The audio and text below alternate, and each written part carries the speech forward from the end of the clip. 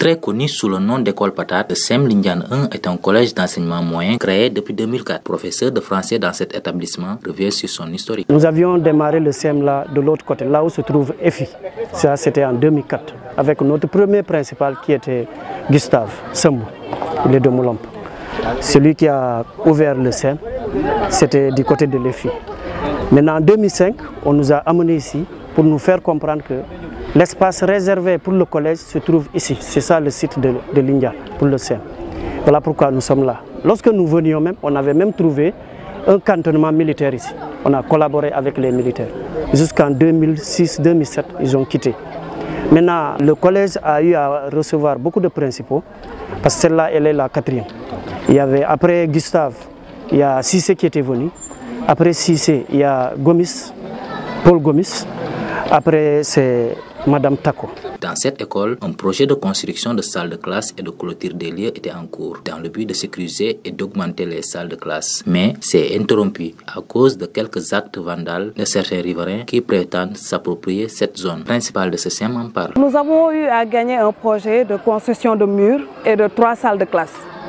Mais malheureusement, comme vous avez à 6, effectivement, parce que Léa a eu lui-même à dire qu'en fait c'était 6 salles de classe, mais en fait nous on nous a parlé des 3 salles de classe. Vous remarquez que le site est occupé par des gens qui y habitent. Donc, alors que nous disposons d'un plan cadastral disant que ce site est affecté au CEM Lindiane 1, lequel plan est voilà.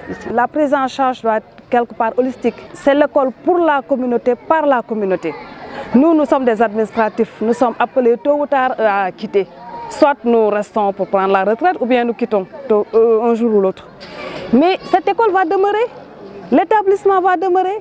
En plus, non seulement il y a quelqu'un qui s'amuse à chaque fois quand on construit le mur, qui vient détruire un pan du mur, c'est ce qui a fait que le projet nous a été retiré. Parce qu'en fait, la construction des salles de classe, si vous voyez, le fondement est déjà fait. Et c'était des classes préfabriquées. Donc, effectivement, ça devait être présentement effectif. Et même, voilà, on devait l'occuper. Tout simplement, à cause de ce problème-là, voilà, on a perdu ces 3 salles de classe. Alors que nous sommes à 17 classes pédagogiques pour 14 classes physiques. Les autorités devraient prendre leurs responsabilités pour régler définitivement ce problème. Ça aussi, c'est une faiblesse des autorités. Parce que je ne peux pas comprendre. Une bonne chose qui est dans la circonscription de Ziguinchor, le gouverneur est au courant, le préfet est au courant, l'IA est au courant, on laisse partir l'ONG. Pour la délocalisation des populations qui sont dans l'enceinte, ce n'est pas la population de Lindiane de dire à ces gens-là de partir, c'est aux autorités.